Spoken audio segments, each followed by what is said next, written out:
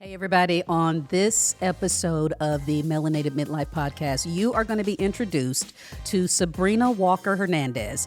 And even though she's really not my cousin, I'm claiming her as my cousin because we both have Walker as our maiden name. But anyway, her name is the least significant thing about her because this woman has an extraordinary story.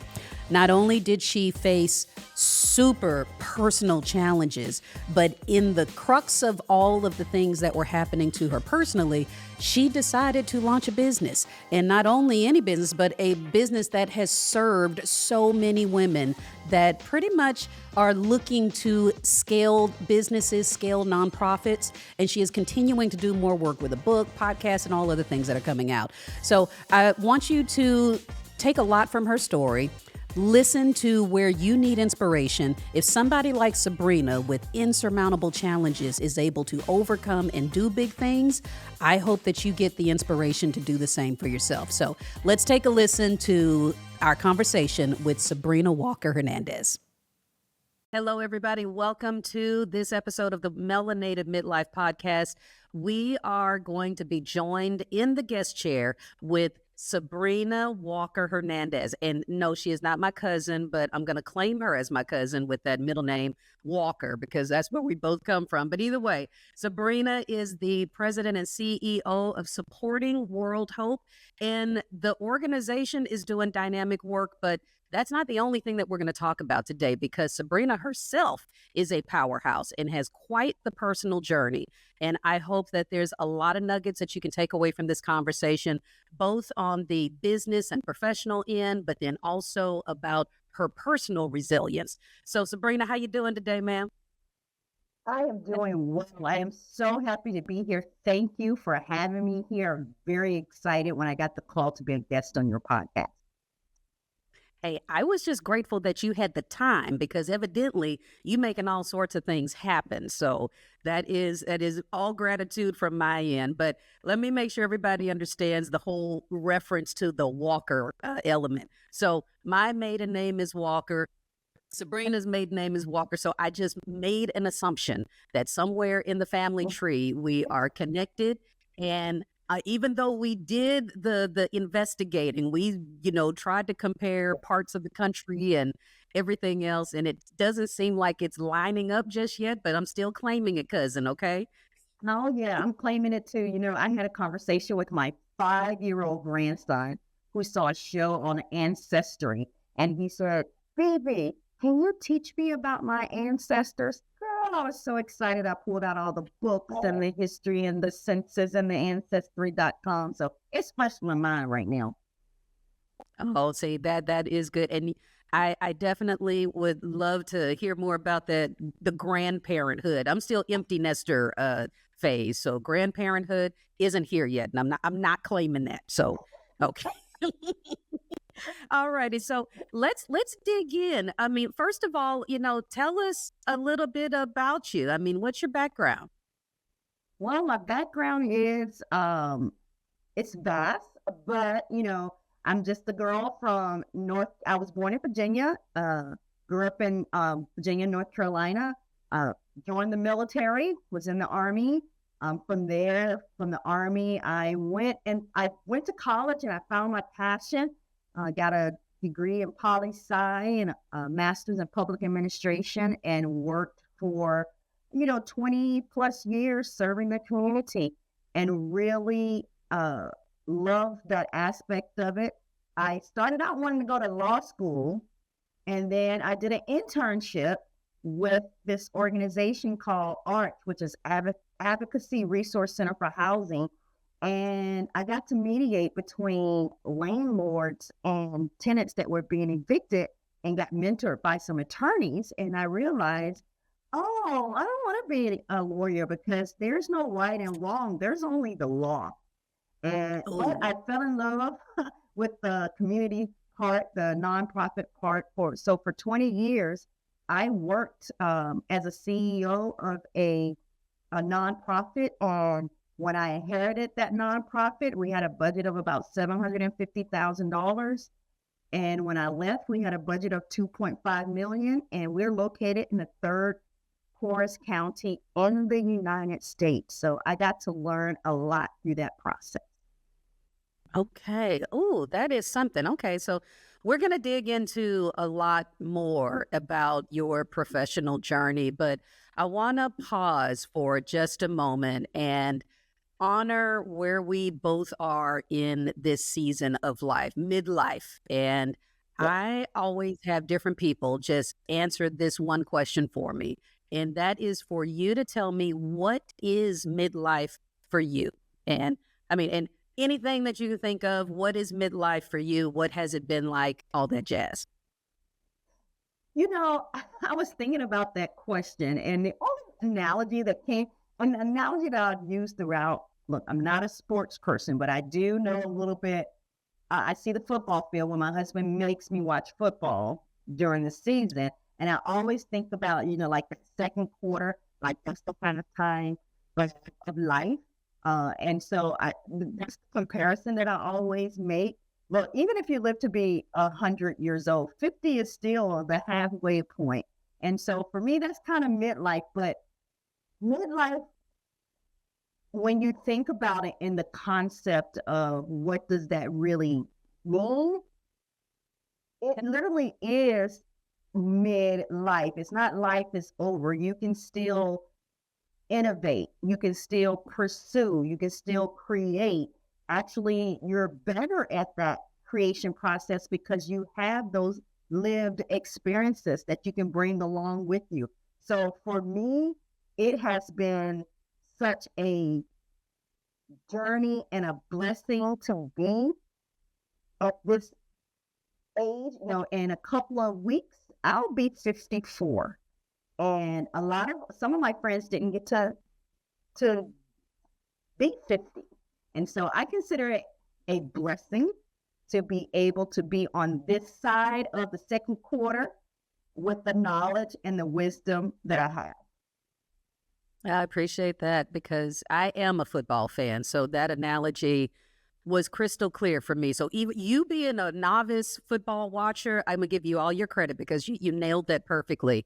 Because halftime in a football game is when you reevaluate everything. You go into the locker room, you get the inspiration from your coach, you look at the playbook and decide what is it that we need to do differently, what was working, what are we going to be really bold about, because in that second half of the game, it's crunch time.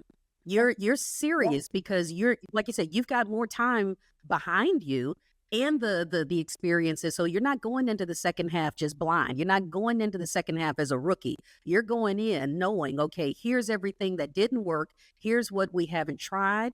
And we can just be as bold as we want to during that time. So, I see what you're saying with the second half of life being exactly that. Perfect. I'm glad because I was like, that's all I can, that's what I think of. You nailed it. You nailed it. You nailed it. Okay, so now let's let everybody know a little bit about Sabrina, because we do want to talk a lot about your organization, but your personal journey and everything that was going on with you with life, health, and everything. You have, in my opinion, the most unique story about what inspired you to go after your big goals. Can you tell everybody about that? I don't want to give anything away because, I've truly sat mesmerized when you told me that story initially. Well, like I said, I ran an organization for 20 years and I had plan, God laughed at the plan. I was like, 2018, I'm retiring. I'm going to do, 20 years I've been doing this. I'm retiring. I'm going to do some things, travel. I want to do all that. I was 47 years old. So I thought, man, I set this life up pretty good, Well, I got diagnosed with cancer at 47. And not only did I get diagnosed with one cancer, I got diagnosed with two cancers. And there were two blood cancers. I didn't even know you could get two cancers at the same time. Let me just start there. I got diagnosed with non-Hodgkin's lymphoma, and I got diagnosed with multiple myeloma. Now, the funny thing about that, if you want to find it funny, when I first found out I had cancer, I went immediately to MD Anderson. If anybody that's listening out there, if you're in Texas or anywhere in the world, MD Anderson is the best cancer treatment in the world.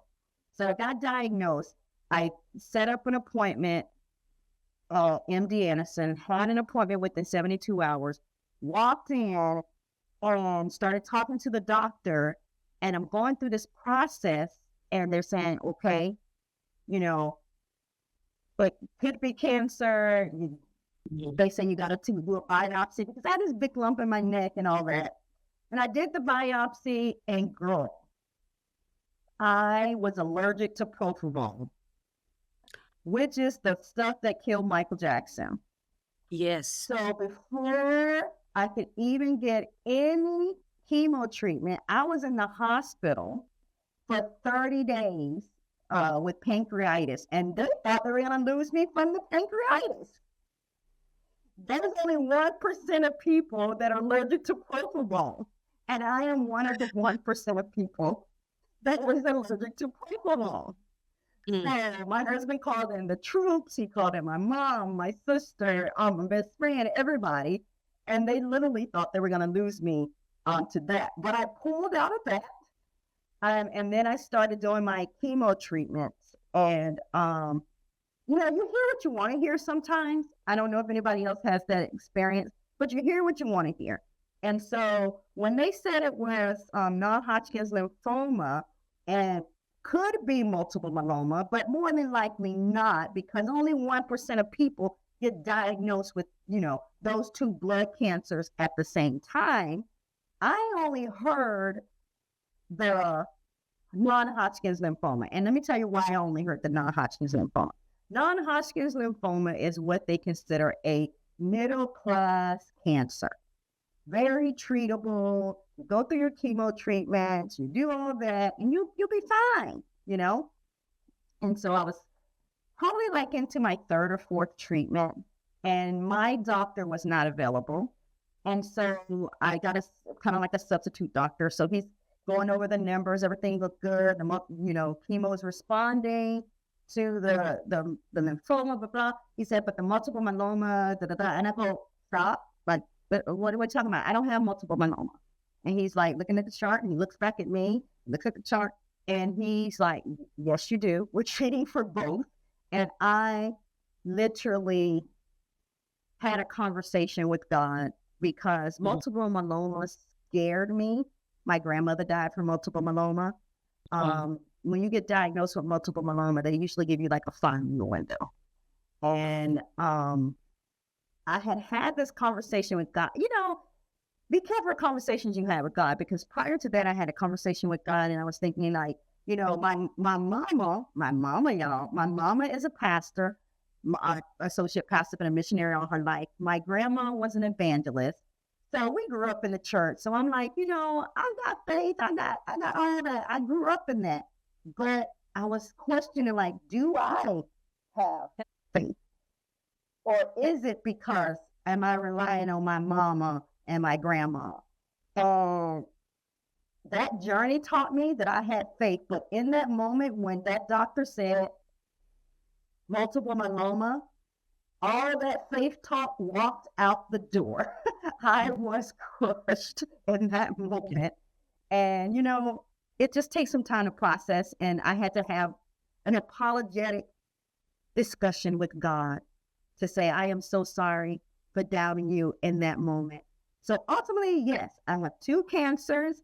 I launched my business. When you have those cancers, you go through your treatment, and then you have to do a stem cell transplant. And when you do a stem cell transplant, I did it in 2019, January of 2019. I was in a hospital for my birthday. My husband, who knows me so well, gifted me with a computer laptop, and I sat there and I launched my business supporting World's Hope in that 30 days because I needed to give back. That's where I get my joy from, is giving back. And so I built a website. I took some classes. I did all the things in those 30 days. It was just me and the nurses, and we crushed it. And we crushed it out. And I haven't looked back since then, actually. Oh my God. I mean, I got to pause and make sure that the people listening to this, that they understand the weight of everything you just said. I mean, number one, the health diagnosis that I, like you said, you hear what you want to hear, but I think all of us would have just been blinded by all sorts of thoughts when you hear that word, you've got cancer. And then you didn't have just one, but you got two cancer diagnoses. And in the middle of treatment in the hospital, when I can only speak for where my mind would go and how your mind will go to the craziest, darkest places. But in the middle of all of that, you had the wherewithal to say, you know what? I want to do something. I want to serve other people. I want to create an organization that is going to go beyond the situation that I'm in right now. That is amazing. I don't know how often you tell yourself that, but my dear, that is amazing. And just, I am in awe of that, just that alone. You could tell me right now that I launched it that day and then closed it down the next day. I would still be impressed. But But you know what? It's cliche what people say about, giving external makes you feel better. It really does make me feel better because I felt like the journey that I had taken as a nonprofit CEO had led me to the cancer diagnosis. Look, cancer oftentimes is dis-ease in your body. So you're stressed out oftentimes.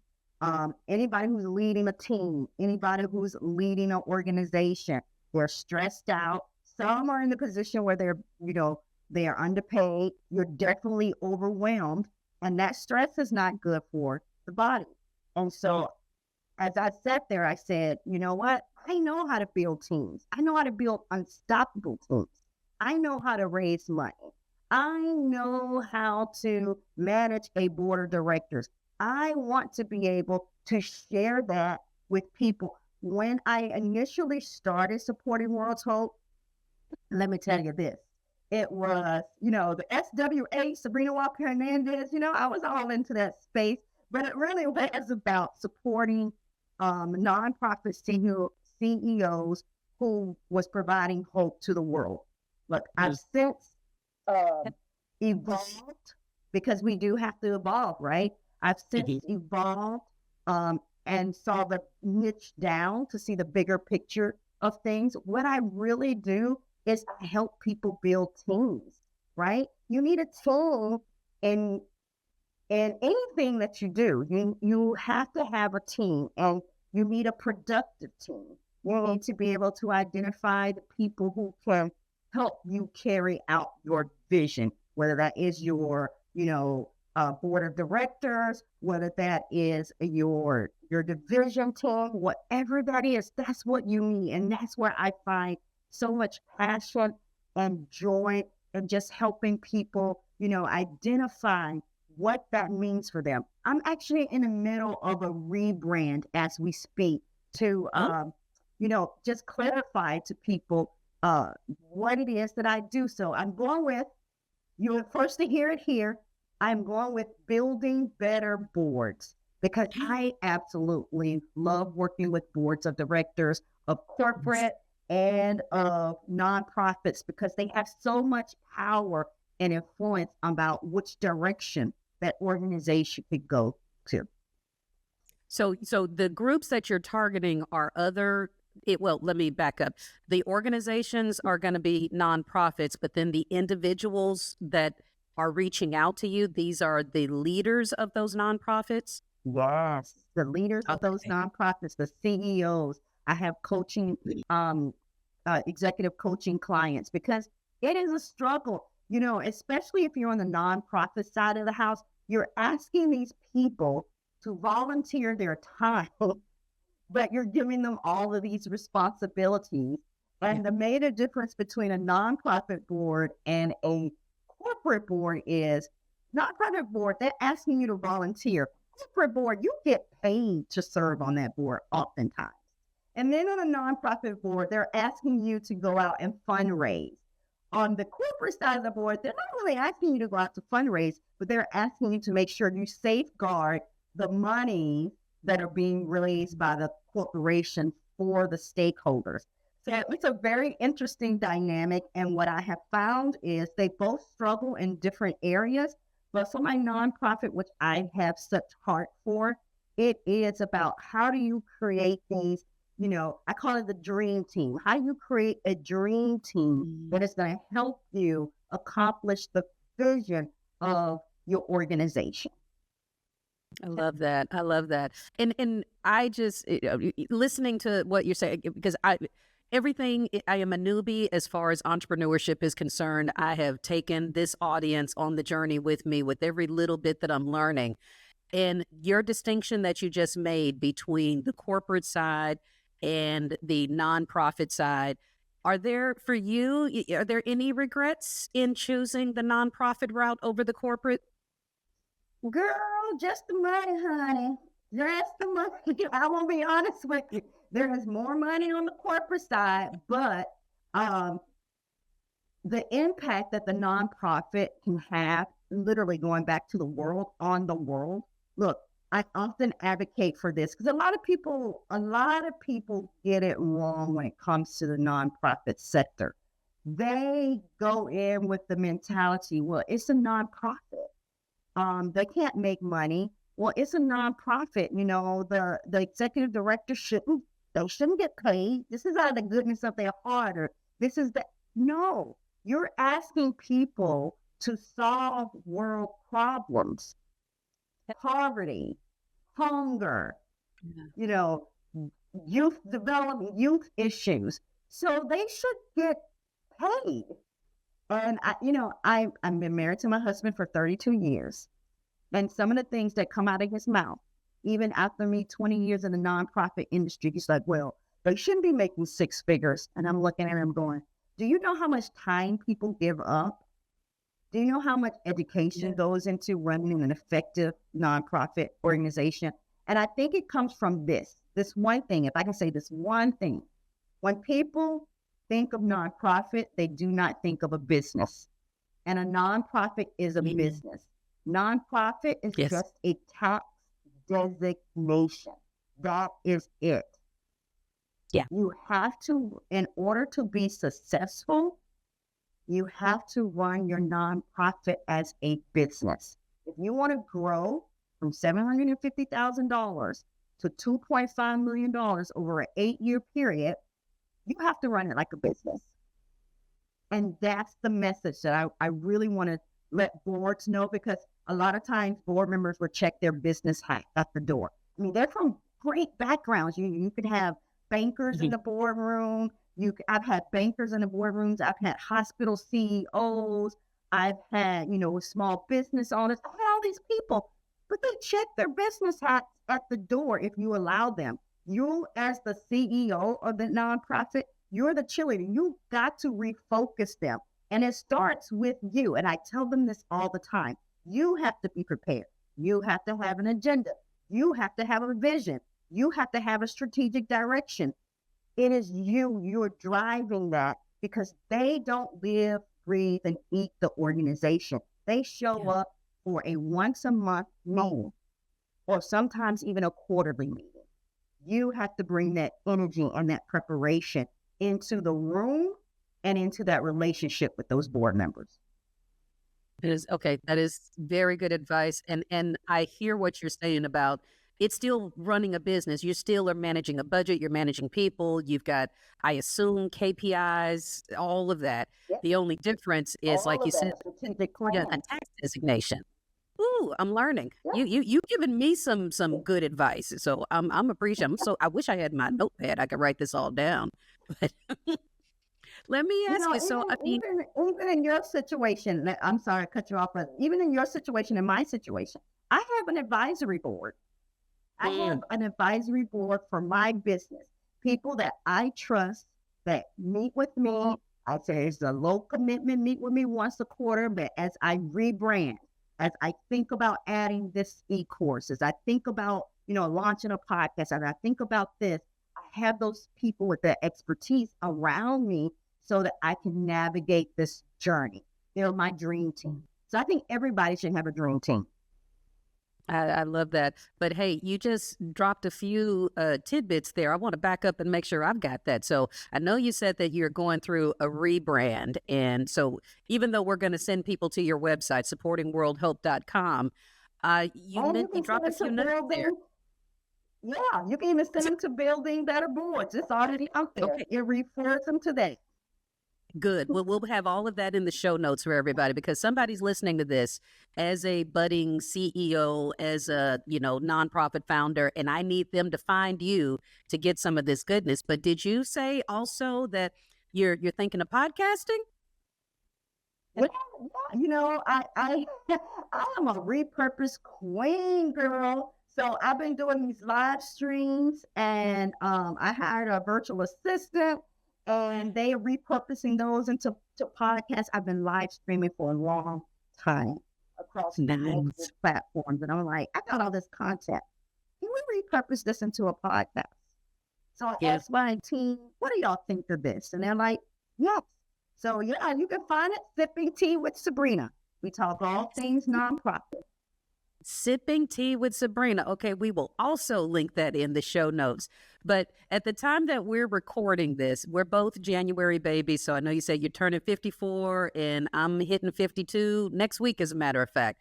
But this is the start of 2025. So everybody's doing all the goal setting, launching their big strategic plans. So with everything that has brought you to this point, all the wisdom that you've gained, what do the goals for 2025 look like for you, for both the business and for you personally? Okay, for the business, what the goal is, I am actually in the process of writing a book that will be done, putting it out there in the universe, will be done within the next 60 days, and will be ready for my keynote that is going to be happening so that I can leverage that. That is like the first goal. For my personal goal, it is to travel more. Like I said, I've been married for 32 years. I want to travel with my husband, and we have a trip on the books. We're going to Playa del Carmen. We're going for my birthday at January the 24th. My birthday is January 31st, but we're going January 24th. So that's my two goals. That is awesome. Okay, we're gonna manifest that together. So your book and the keynote, yes, ma'am. And I'm gonna be paying attention because I'm saying it very quietly. That is a goal of mine from 2024 that didn't happen. So we just go roll that baby over into 2025 to get that book done. So you will do it. I know it. I feel it in my bones. I'm gonna check up on you. Oh no! Now I put it out there, like you said, put it out there for the universe. Well, tell me. Oh yeah, you with. I mean, I say this because you obviously are somebody that is very accomplished. You are going to have things that are behind you that a lot of us, we're still trying to figure it out. And a lot of the audience that tunes into this podcast, they are kind of at that crossroads. They're in their, 40s, 50s or whatever, and they're questioning what's next and also trying to figure out, is it possible, this big thing that I want to do or this shift that I want to make, can little old me do it? What are the words of wisdom, considering you and everything that you've accomplished? You sound like somebody that just decides to do something and you charge after it, but maybe I'm wrong, but to say something to those women and those midlife men that are sitting there at whatever age in midlife thinking, okay, what's next? And can I do what's next?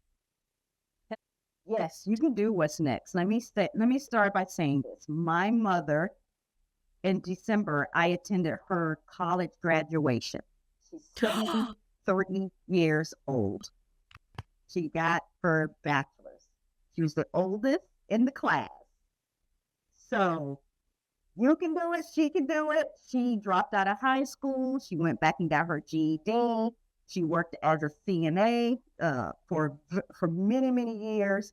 She always wanted to go back to school. You know, you have kids, you have life, you have all those things that delay you. But it was her vision, what she wanted to do, 73 years old. It is never too late to do what it is that you want to do.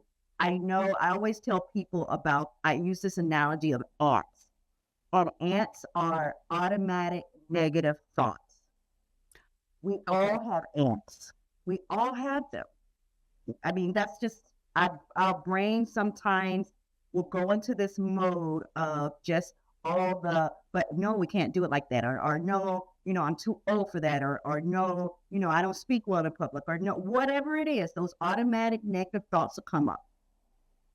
What do you do with ants? When they come up, when they come out, you just stump them, shoo them away, whatever it is. I don't want to offend no PETA people, but I kill them. I stump on them. I do all of that thing. So you got to acknowledge the thoughts. They're going to be there.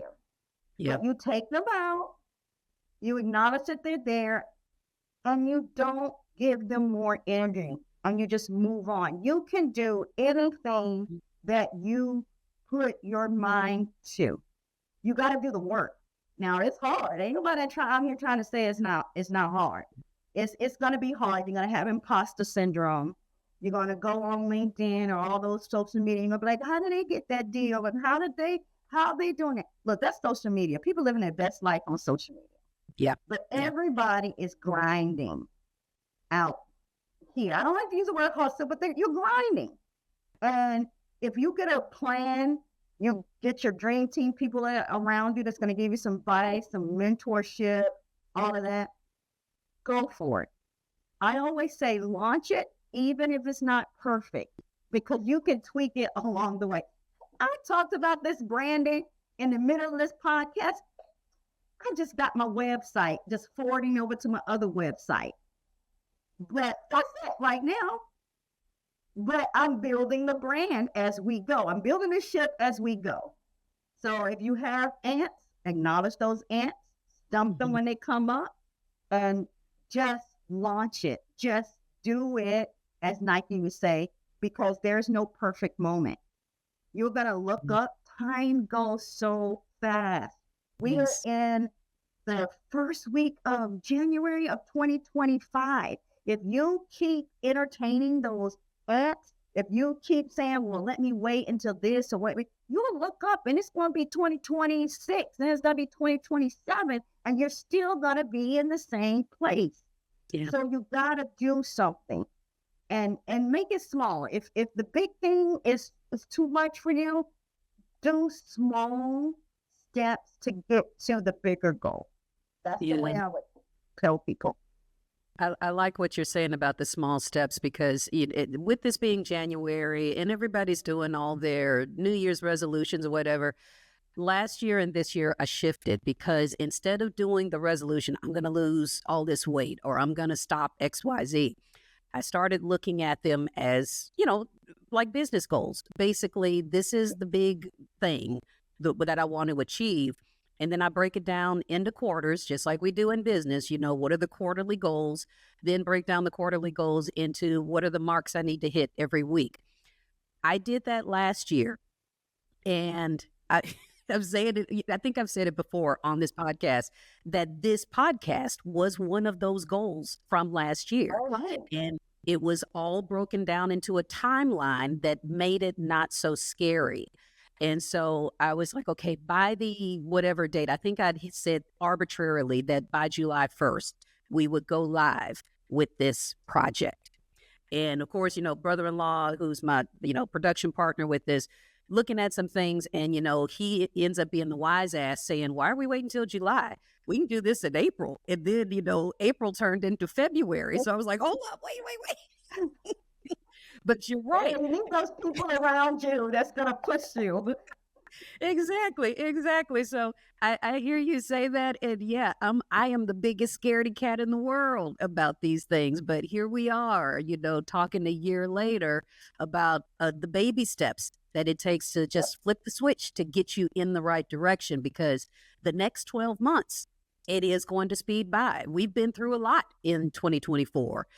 Went through a lot in 2023, but here we are, and that train is going to keep on moving, whether you jump on it or not. So that is good advice. Exactly. So tell me, I mean, you accomplished so much, but I mean, at this, I call it halftime, back to your Mhm. analogy at the beginning of the conversation, what has shocked you about midlife? What has surprised you about your own personal journey? I mean, you have shared a lot about some big things, big challenges, but I mean, what has been the biggest eye opener about midlife season? They want to shock the listeners or you, Akila, but I'm going to say this. On a personal side of the house, it's been menopause. It has shocked the hell out of me. I've been going to the hormone doctor. I've been doing all kinds of things, girl. Nobody's prepares you for that. And you know what I'm talking.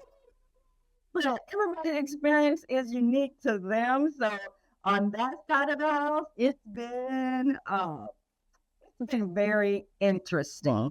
On the professional side of the house, what Yeah. on the professional side of the house, it's been very interesting to be able to leverage the relationships that I've established in the community.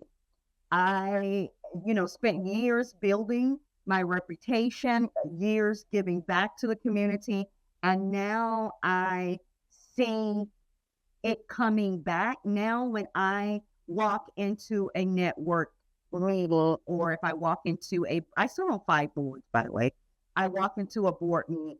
That says a lot because people want me. They value the knowledge that I bring.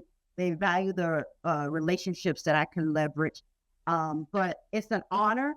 But at the same time, having that, but being able to discern who you can lend your relationship to, and having that ability to say no to certain things has been That is very eye-opening for me. You mentioned back to menopause, yes, and the relationships that kind of ties in a little bit to some thoughts I had while you were saying that, because I know for myself with the menopause journey, which it has been absolute torture. I have younger colleagues. I was just like, this is when your body starts to betray you.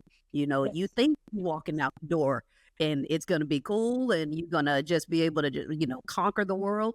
And that hot flash will hit you and humble Mhm. you in 5 seconds. Yes, it is. And everything else Oh, that you wow. think you look sharp, you coming into whatever business conversation in control, and then all of a sudden you have brain fog and cannot remember your name and whoever is sitting across from you, and you're just like, holy crap, here we go. Let's Amen, sister. Happens. It's a thing. But it's so funny, talking about just relationships and everything. I can say, listening to your story, I would assume that, and I'm making assumptions, I mean, is there anything that is going to frighten you going forward because you faced so much? Is there any? No, well, I shouldn't say no. Look, I get up every day. I take my chemo pill because multiple myeloma, there's no cure for multiple myeloma. I take my chemo pill, I get up, and I get to moving because I am, and it depends on how you look at it. Look, I am blessed to know that this could be taken at any time. And one of the conversations that I kept having over and over in my head with God is, I want to live in your purpose. What was I put here to do? And so every day I get up hoping to live in my purpose and hoping that when I meet Jesus, that it will be that, we all hear it, well done, my good and faithful Mm. servant. I want to hear that. And I want to make sure that I'm living in purpose. But is there anything that frightens me? Yes, cancer still frightens me. you Yeah. know, you think you've been diagnosed, well, it's over, but there's so there's so much out there. You hear the C word and and your mind automatically goes to certain things. And so I often think I had a friend who had breast cancer, and she fought it for 5 years, went into remission, and it came back. And that second time it came back, she decided she was not going to go through chemotherapy. It is a hard battle. And I sometimes will slip in my mind and think about that journey. And I question, like, would I go through that again? I don't know. And so the cancer coming back, it does concern, it concerns me. I don't like to say I'm afraid of it because I don't want to give energy to it, but it is one of the things that concern me. I question, not all the time, but I'm like, man, would I go through that again? I don't know. Yeah, that's that. I see that. I totally get that. And your words, I see it's inspiring for me. And so I hope that the audience is listening to this, just understanding that truly there's nothing that's holding any of us back. You know, if we listen to Sabrina's story and we say, oh my gosh, this woman has done so much and is still continuing into the new year, into, like we talked about football references, into the third quarter, and still got so much left that she's accomplishing. So I know that you have your regular conversations with God, and I give thanks that he crossed our paths so that we could have this conversation and share your story with everybody. It is truly a blessing. But I do want to give you a chance to let everybody know, you know, what you got coming up, how they could get in touch with you. If maybe there are some budding CEOs and nonprofit founders that want to work with you or bring you into their organization, let us know how they can get in touch with you. Is there any? Well, you know, they say one call to action. I've already confused y'all enough with the rebranding and all that. So I'm just going to go to buildingbetterboards.com. I'm going to start putting it out there, girl. Buildingbetterboards.com. And it'll take you to my website.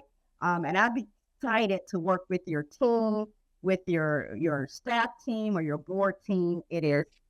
And with you individually one-on-one. Because sometimes you need to have that individual one-on-one because it's an internal thing and your confidence. And am I doing this right? Or I don't know what I'm doing. You know, I love to work with that and work through that. So just reach out to me there. And if you like social media, you can find me on LinkedIn under Sabrina Walker Hernandez. Excellent. Okay, so we're going to make sure we honor the rebrand because I'm all about the pivots, baby. And you are definitely a pivoting queen. So thank you, Sabrina, so much for being here with us. I definitely wish you all the best for your 2025 goals. And I'm going to be taking notes with the stuff with the book and the keynote and everything. So just know that you have a student on this side cheering you on and learning from you. But thank you very much. I want to let everybody know when I write my. Oh, go ahead. When I write chapter 1 through 5, I'm reaching out to you and asking you for your chapter 1 through 5. I'm just letting you know that. Dang, shots fired. Shots are fired. Okay. I am under attack, y'all. So that means I got to get back to work. But I wanna tell everybody thanks for joining us for another episode of the podcast. We are gonna link all of Sabrina's contact information in the show notes, and however you want to reach out and follow her work, you know, you can do that both on social and through those website links. But I will tell you that with everything that we're learning today, we're hoping, and I'm saying that just like you manifested, Sabrina, I'm manifesting too. When that book comes out, maybe we'll be a part of her book launch so that we can get the exclusive interview then too. So y'all heard it here first. She did too. She just heard it. All right. Okay, y'all. Thank you for joining us. And